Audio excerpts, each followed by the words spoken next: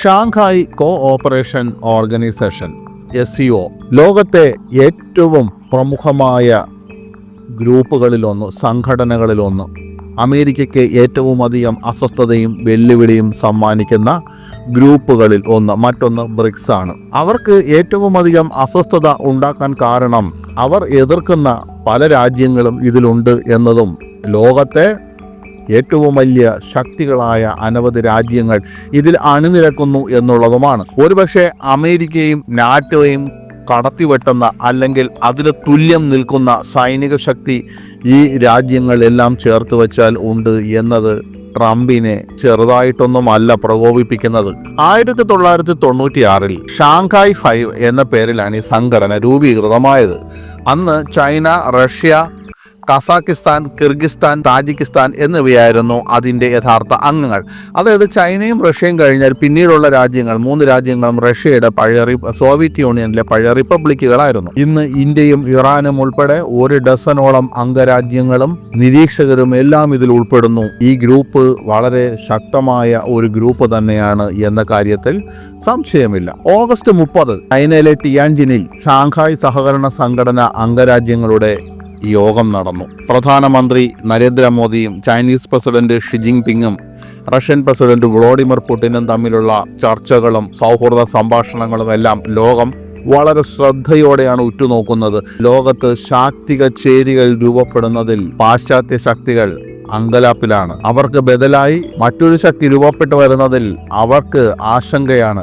August 31 Modi Chinese president Xi ജിൻപിങ്ങുമായി ഉഭയകക്ഷി ചർച്ചകൾ നടത്തി. 2024 ഒക്ടോബറിൽ റഷ്യയിലെ കസാനിൽ വെച്ചാണ് ഇരുവരും മുമ്പ് കണ്ടുമുട്ടിയത്.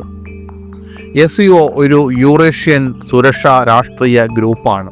ലോകത്തിൻ്റെ 80% ഭൂപ്രദേശവും ലോക ജനസംഖ്യയുടെ 40%വും ലോകത്തിലെ ഊർജ്ജശേഖരത്തിൻ്റെ വലിയൊരു പങ്കും ഇതിലെ അംഗരാജ്യങ്ങളിലാണ് എന്ന് അവർ പറയുമ്പോൾ ഈ കൂട്ടായ്മ എത്രത്തോളം പവർഫുൾ ആണെന്ന് നമുക്കറിയാം. എന്നാൽ ഈ കൂട്ടായ്മയ്ക്കുള്ളിലെ അംഗങ്ങൾ തമ്മിൽ കൂടി ആ ഒരു ശക്തമായ ബന്ധമുണ്ടായാൽ പിന്നെ പാശ്ചാത്യ ചേരിയൊന്നും ഒന്നുമല്ല. SCO രാജ്യങ്ങളുടെ സാമ്പത്തിക സൈനിക ശക്തിയെക്കുറിച്ച് നമുക്കൊന്ന് പരിശോധിക്കാം. 1996 രൂപീകൃതമായ SCO ഷാങ്ഹായ് 5 എന്നറിയപ്പെട്ടിരുന്നു. China, Russia, Kazakhstan, Kyrgyzstan, Tajikistan എന്നിവയായിരുന്നു അതിലെ യഥാർത്ഥ അംഗങ്ങൾ. സോവിയറ്റ് യൂണിയന്റെ തകർച്ചയ്ക്ക് ശേഷമാണ് ഈ ഗ്രൂപ്പ് രൂപീകരിച്ചത്. അതിർത്തിയിലെ തർക്കങ്ങൾ പരിഹരിക്കുകയും സൈനികരെ കുറയ്ക്കുന്നതിലും ആത്മവിശ്വാസം വളർത്തുന്ന നടപടികളിലും ശ്രദ്ധ കേന്ദ്രീകരിക്കുക എന്നതായിരുന്നു പ്രധാനപ്പെട്ട ആശയം. 2001 ജൂണിൽ ഷാങ്ഹായിൽ നടന്ന ഒരു യോഗത്തിൽ ആ ഗ്രൂപ്പ് സ്വയം SCO ഷാങ്ഹായ് കോഓപ്പറേഷൻ ഓർഗനൈസേഷൻ എന്ന് പുനർനാമകരണം ചെയ്യപ്പെട്ടു. ഈ സമയത്ത് അത് ഉസ്ബെക്കിസ്ഥാനെ കൂടി ഉൾപ്പെടുത്തി വികസിപ്പിച്ചു. SCO തീവ്രവാദ വിരുദ്ധ പ്രവർത്തനങ്ങളിലും സാമ്പത്തിക സഹകരണങ്ങളിലും ശ്രദ്ധ കേന്ദ്രീകരിച്ചു. ഒരു പുതിയ ജനാധിപത്യവും നീതിയുക്തവും യുക്തിസഹവുമായ അന്താരാഷ്ട്ര രാഷ്ട്രീയ സാമ്പത്തിക ക്രമം സൃഷ്ടിക്കുന്നതിനായി പ്രവർത്തിക്കുമെന്ന് ഗ്രൂപ്പ് പറഞ്ഞു. എന്നാൽ അടുത്ത ദശകങ്ങളിൽ ഈ ഗ്രൂപ്പ് പതിയെ വികസിച്ചു. ഇന്ത്യയും പാകിസ്ഥാനും 2017 ആ കൂട്ടായ്മയിൽ ചേർന്നു. 2023 ഇറാനും 2024 ബെലാറസും അതിൽ ചേർന്നു. ഇന്ന് Sri Lanka, Turkey, Cambodia, Azerbaijan, Nepal, Armenia, Egypt, Qatar, Saudi Arabia, Bahrain, Kuwait, Myanmar, Maldives, United Arab Emirates എന്നിവയുൾപ്പെടെ 1 ഡസനിലധികം പങ്കാളികൾ കൂടി ഇതിൽ ഉൾപ്പെടുന്നു. SCO ഒരു ബഹുധ്രുവ ലോകം എന്ന് വിളിക്കുന്നതിനെ പിന്തുണയ്ക്കുന്നു. 2ാം ലോക മഹായുദ്ധത്തിന് ശേഷം ഐക്യരാഷ്ട്രസഭ പോലുള്ള സ്ഥാപനങ്ങളുമായി ചേർന്ന് സ്ഥാപിതമായ പാശ്ചാത്യരുടെ നിയമങ്ങളെ മാത്രം അടിസ്ഥാനമാക്കിയുള്ള ലോകക്രമത്തിന് ഘടകവിരുദ്ധമാണ് ഈ ഗ്രൂപ്പ് എന്നതാണ് അമേരിക്കയും പാശ്ചാത്യ ചേരിയെയും അസ്വസ്ഥപ്പെടുത്തുന്നത്. ഇനി നമുക്ക് SCO അംഗരാജ്യങ്ങളുടെ സാമ്പത്തിക സൈനിക ശക്തികളെക്കുറിച്ച് നോക്കാം. ഇന്ത്യ 2025 ഇന്ത്യ GDPയിൽ $4 ട്രില്യൺ കടന്ന് ജപ്പാനെ മറികടന്ന് ലോകത്തിലെ 4ാമത്തെ സമ്പദ് വ്യവസ്ഥയായി മാറി. അമേരിക്ക, ചൈന, ജർമ്മനി എന്നിവ മാത്രമാണ് ഇപ്പോൾ ഇന്ത്യക്ക് മുന്നിലുള്ളത്. ഇന്ത്യയുടെ GDPയുടെ ഏതാണ്ട് പകുതിയും സർവീസുകളിൽ നിന്നാണ്. 1/3 ഉൽപാദനത്തിൽ നിന്നാണ്. 10% കൂടുതൽ കൃഷിയിൽ നിന്നും. 2028 ആകുമ്പോഴേക്കും ഇന്ത്യ ലോകത്തിലെ 3ാമത്തെ വലിയ സാമ്പത്തിക ശക്തിയായി മാറുമെന്ന് വിദഗ്ധർ പറയുന്നു. ട്രംപിൻ്റെ താരിഫുകൾ ഉണ്ടെങ്കിലും അതിവേഗം വളരുന്ന പ്രധാന സമ്പദ് വ്യവസ്ഥകളിലൊന്നായി ഇന്ത്യ തുടരുന്നു. ഇന്ത്യയുടെ GDP ഏറ്റവും പുതിയ പാദത്തിൽ 7.8% വളർച്ച കൈവരിച്ചതായി സർക്കാർ ഡേറ്റകൾ കാണിക്കുന്നു. ചില സാമ്പത്തിക വിദഗ്ധർ പ്രവചിച്ച 6.7% വളരെ കൂടുതലാണിത്. എന്നിരുന്നാലും ട്രംപിൻ്റെ താരിഫുകളുടെ ഭീഷണി ബിസിനസ്സുകളെ വളരെയധികം ബാധിക്കുന്നു എന്നത് സത്യമാണ്. ലോകത്തിലെ ഏറ്റവും വലിയ രണ്ടാമത്തെ സൈന്യമാണ് ഇന്ത്യയുടേത്. ഏകദേശം 1.46 ദശലക്ഷം സജീവ സൈനികരും 1.15 ദശലക്ഷം കരുതൽ ശേഖരവും 2.5 ദശലക്ഷം അർദ്ധ സൈനികരും കൂടിയുണ്ട്. ഗ്ലോബൽ ഫയർ പവർ സൂചിക 2025 ഇന്ത്യയെ 4-ാം സ്ഥാനത്താണ് പ്രതിഷ്ഠിച്ചിട്ടുള്ളത്. അമേരിക്ക, റഷ്യ, ചൈന എന്നിവയ്ക്ക് പിന്നിൽ. 2025-26 പ്രതിരോധ ബജറ്റിനായി ഇന്ത്യ 6.81 ലക്ഷം കോടി രൂപ, അതായത് $79 മുതൽ $81 ബില്യൺ വരെ നീക്കിവെച്ചിട്ടുണ്ട്. മുൻ വർഷത്തേക്കാൾ 9.5% വർധനമാണിത്. ഇന്ത്യയുടെ ഹാർഡ്വെയറിൻ്റെ ഭൂരിഭാഗവും റഷ്യയിൽ നിന്നാണ്. ഇപ്പോൾ ഇന്ത്യ സ്വന്തമായി ആയുധങ്ങൾ ഉൽപ്പാദിപ്പിക്കാൻ തുടങ്ങിയതോടെ വളരെ വലിയൊരു അളവിൽ സ്വാശ്രയത്വം കൈവരിക്കാൻ മുന്നോട്ടുള്ള യാത്രയിലാണ്. ചൈന $19 ബില്യൺ GDPയുമായി ലോകത്തിലെ രണ്ടാമത്തെ വലിയ സമ്പദ് വ്യവസ്ഥയാണ് ചൈനയ്ക്കുള്ളത്. അമേരിക്കയുടെ $30 ട്രില്യൺ കഴിഞ്ഞാൽ ലോകത്തിലെ ഏറ്റവും വലിയ ഉൽപ്പാദകരിൽ ഒന്നാണ് ചൈന. ഇന്ത്യയെപ്പോലെ അതിൻ്റെ GDP സേവന മേഖലയിൽ നിന്ന് 56%, ഉൽപ്പാദന മേഖലയിൽ നിന്ന് 36% ആണ് നയിക്കുന്നത്. കൃഷി വെറും 6% മാത്രമാണ് സംഭാവന ചെയ്യുന്നത്. എന്നിരുന്നാലും ബീജിങ്ങിനെ സംബന്ധിച്ചിടത്തോളം മുന്നറിയിപ്പ് സൂചനകളുണ്ട്. ഓഗസ്റ്റിൽ തുടർച്ചയായ 5-ാം മാസവും ചൈനയുടെ ഉൽപ്പാദന പ്രവർത്തനങ്ങൾ ചുരുങ്ങിയിരിക്കുകയാണ്. ആഭ്യന്തര ആവശ്യകതയിൽ ചൈന മാന്ദ്യം നേരിടുന്നു. തദ്ദേശ സ്വയംഭരണ സ്ഥാപനങ്ങൾ പണക്ഷാമം നേരിടുന്നു. തൊഴിലില്ലായ്മ വർദ്ധിച്ചു വരികയാണ്. റിയൽ എസ്റ്റേറ്റ് ഭീമനായ എവർഗ്രാൻഡെ പോലുള്ള കമ്പനികൾ തകർന്നു. ട്രംപിൻ്റെ താരിഫുകൾ ബീജിങ്ങിൽ സമ്മർദ്ദം വർദ്ധിപ്പിക്കുന്നതിനിടെയാണ് ഇതെല്ലാം സംഭവിക്കുന്നത്. 2025 ചൈന ഏകദേശം 5% എന്ന വളർച്ചാ ലക്ഷ്യം സ്വയം നിശ്ചയിച്ചിട്ടുണ്ട്. ഏകദേശം 20 ലക്ഷം സജീവ സൈനികരുള്ള ചൈന ലോകത്തിലെ ഏറ്റവും വലിയ സൈന്യമാണ്. കൂടാതെ 5,10,000 സൈനികരെ റിസർവിലും 6,25,000 സൈനികരെ അർദ്ധ സൈനിക വിഭാഗങ്ങളിലുമാണ് നിയമിച്ചിട്ടുള്ളത്. 2025 ചൈന $249 ബില്യൺ ബഡ്ജറ്റ് പ്രഖ്യാപിച്ചു. മുൻവർഷത്തേക്കാൾ 7%-ലധികം വർധനവ്. എന്നിരുന്നാലും യഥാർത്ഥ കണക്കുകൾ 3-4 മടങ്ങ് കൂടുതലായിരിക്കാമെന്ന് വിശകലന വിദഗ്ധർ അഭിപ്രായപ്പെടുന്നു. എന്നിരുന്നാലും ഇതിപ്പോഴും ചൂടേറിയ ചർച്ചാ വിഷയമാണ്. ഗ്ലോബൽ ഫയർ പവർ ഇൻഡെക്സ് 2025 ചൈനയെ 3-ാം സ്ഥാനത്താണ്. അതായത് അതിൻ്റെ ഏറ്റവും വലിയ ഭൗമരാഷ്ട്രീയ എതിരാളിയായ അമേരിക്കയ്ക്കും സുഹൃത്തായ റഷ്യയ്ക്കും പിന്നിൽ. അടുത്തതായി റഷ്യ. ഭൂവിസ്തൃതിയുടെ കാര്യത്തിൽ ലോകത്തെ ഏറ്റവും വലിയ രാജ്യമാണ് റഷ്യ. എന്നിരുന്നാലും $2.2 ട്രില്യൺ ലോകത്ത് 11-ാം സ്ഥാനത്തുള്ള അതിൻ്റെ സ്കെയിലിൽ വളരെ ചെറുതാണ്. റഷ്യയെ ഒരു ഗ്യാസ് സ്റ്റേഷൻ എന്നാണ് അന്തരിച്ച US സെനറ്റർ ജോൺ മക്കൈൻ പരിഹസിച്ചു വിളിച്ചത്.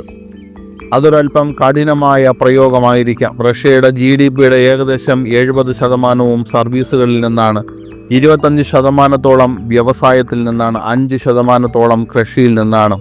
2025 ഉക്രൈനിൽ അധിനിവേശം നടത്തിയതിനു ശേഷം റഷ്യയുടെ സമ്പദ് വ്യവസ്ഥ നിരവധി പാശ്ചാത്യ ഉപരോധങ്ങൾ നേരിടുകയാണ്. വിദഗ്ധർ വളരെ കാലമായി ഒരു മാന്ദ്യം പ്രവചിച്ചിരുന്നു. എന്നാൽ 2023-ലും 2024-ലും റഷ്യയുടെ സമ്പദ് വ്യവസ്ഥ ഏകദേശം 4.1%-വും 4.3%-വും വളർന്നു, G7 രാജ്യങ്ങളെക്കാൾ വേഗത്തിൽ.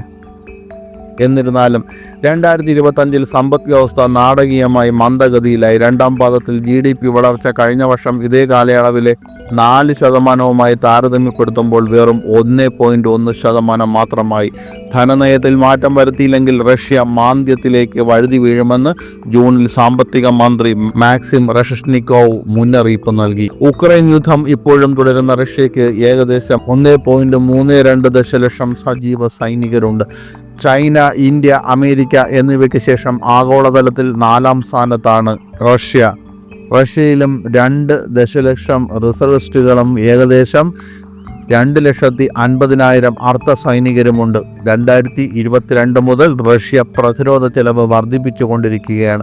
2025 അവർ $126 ബില്യൺ ബഡ്ജറ്റ് അവതരിപ്പിച്ചു. ഇത് അവരുടെ GDPയുടെ ഏകദേശം 6.5%. ശീതയുദ്ധത്തിന് ശേഷമുള്ള ഏറ്റവും ഉയർന്ന നിലയാണിത്. പ്രതിരോധ ചെലവ് ഇപ്പോൾ അതിൻ്റെ ഫെഡറൽ ബഡ്ജറ്റിൻ്റെ ഏകദേശം 1/3 വരും. ഗ്ലോബൽ ഫയർ പവർ ഇൻഡെക്സ് 2025 റഷ്യയുടെ സൈന്യത്തെ 2ാം സ്ഥാനത്താണ് പ്രതിഷ്ഠിച്ചിട്ടുള്ളത്. ചൈനയേക്കാൾ മുന്നിലാണ്, എന്നാൽ അമേരിക്കയ്ക്ക് താഴെയും. 2026 പ്രതിരോധ ചെലവ് കുറയ്ക്കുമെന്ന് പുടിൻ സൂചന നൽകിയിട്ടും പാശ്ചാത്യ വിശകലന വിദഗ്ധർ ഇപ്പോഴും അതിൽ സംശയം പ്രകടിപ്പിക്കുന്നു. അടുത്തത് പാകിസ്ഥാനാണ്. ഇന്ത്യയുടെ പ്രഖ്യാപിത ശത്രുവായ പാകിസ്ഥാനും ഈ ഗ്രൂപ്പിൽ അംഗമാണ്. ഇന്ത്യയും പാകിസ്ഥാനും ഒരേ സമയം സ്വാതന്ത്ര്യം നേടിയെങ്കിലും ന്യൂഡൽഹി ഇസ്ലാമാബാദിനെ സാമ്പത്തികമായി വളരെ പിന്നിലാക്കി. ഇന്ത്യയുടെ GDP പാകിസ്ഥാൻ്റെതിനേക്കാൾ 10 മടങ്ങ് കൂടുതലാണ്. പാകിസ്ഥാൻ്റെ GDP ഏകദേശം $410.9 ബില്യൺ ആണ്. കഴിഞ്ഞ കുറച്ച് വർഷങ്ങളായി പാകിസ്ഥാൻ്റെ സമ്പദ് വ്യവസ്ഥ തളർച്ചയിലാണ്. വരുമാനവും വാങ്ങൽ ശേഷിയും കുറഞ്ഞു, പണപ്പെരുപ്പം കുതിച്ചുയർന്നു, വൈദ്യുതി മുടക്കം പതിവാണ്, സാമ്പത്തിക ദുർവിനിയോഗം തുടരുന്നു. ഈ വർഷം ആദ്യം ഇസ്ലാമാബാദിന് അന്താരാഷ്ട്ര നാണയനിധി IMFൽ നിന്ന് ഒരു രക്ഷാ സഹായം ലഭിച്ചു. പ്രതിരോധത്തിനായി വൻതോതിൽ ചിലവഴിക്കുന്നതിൽ നിന്ന് അതവരെ തടഞ്ഞിട്ടില്ല. 2024-25 കാലയളവിൽ പാകിസ്ഥാൻ പ്രതിരോധത്തിനായി ഏകദേശം $7.6 മുതൽ $10 ബില്യൺ വരെ ചിലവഴിച്ചു. മുൻ വർഷത്തേക്കാൾ വളരെ വർധനവാണ്. ഏകദേശം 6,66,000 സജീവ സൈനികരും 5,50,000 റിസർവിസ്റ്റുകളും 2,90,000 അർദ്ധ സൈനികരുമുള്ള ലോകത്തിലെ 7ാമത്തെ വലിയ സൈന്യമാണ് Pakistan. Global fire power index 2025 പാകിസ്ഥാനെ 12ാം സ്ഥാനത്താണ് പ്രതിഷ്ഠിച്ചത്. മുമ്പ് 9ാം സ്ഥാനമായിരുന്നു അവരുടേത്. പാകിസ്ഥാൻ്റെ ആയുധങ്ങൾ ഭൂരിഭാഗവും ചൈനയിൽ നിന്നാണ് വരുന്നത്. ഇറാൻ ഏകദേശം $410 ബില്യൺ GDP ഉള്ള ഇറാൻ ഒരു പ്രധാന എണ്ണ ഉൽപ്പാദക രാജ്യമാണ്. ട്രംപ് ഭരണകൂടത്തിന് കീഴിൽ ടെഹ്റാൻ പുതിയ ഉപരോധങ്ങൾ നേരിടുകയും കടുത്ത സാമ്പത്തിക സമ്മർദ്ദം അനുഭവിക്കുകയും ചെയ്യുന്നു. ഉയർന്ന പണപ്പെരുപ്പം, കറൻസി മൂല്യ തകർച്ച, അടിസ്ഥാന സൗകര്യങ്ങളുടെ തകർച്ച, വഷളാകുന്ന കാലാവസ്ഥാ വ്യതിയാനം എന്നിവ രാജ്യം നേരിടുന്നു. ഇറാനിൽ 6,10,000 സജീവ സൈനികരും ഏകദേശം 3,50,000 കരുതൽ ശേഖരവുമുണ്ട്. അവർ തങ്ങളുടെ GDPയുടെ ഏകദേശം 2.5% പ്രതിരോധത്തിനായി ചിലവഴിക്കുന്നു. അതിൽ ഭൂരിഭാഗവും അവരുടെ ആണവ മിസൈൽ പദ്ധതിക്കാണ് ചിലവാക്കുന്നത്. കസാക്കിസ്ഥാൻ SCOയിലെ യഥാർത്ഥ അംഗങ്ങളിൽ ഒന്നായ കസാക്കിസ്ഥാൻ്റെ GDP $261.4 ബില്യൺ ആണ്. 2024 അതിൻ്റെ സമ്പദ് വ്യവസ്ഥ 4.8% വളർന്നു. കഴിഞ്ഞ വർഷം പണപ്പെരുപ്പം 8%, താരതമ്യേന ഉയർന്ന നിലയിൽ തുടർന്നു. 2024 കസാക്കിസ്ഥാനിൽ 39,000 സജീവ സൈനികരും 31,500 അർദ്ധ സൈനിക വിഭാഗങ്ങളും ഉണ്ടായിരുന്നു. അടുത്തത് കിർഗിസ്ഥാൻ.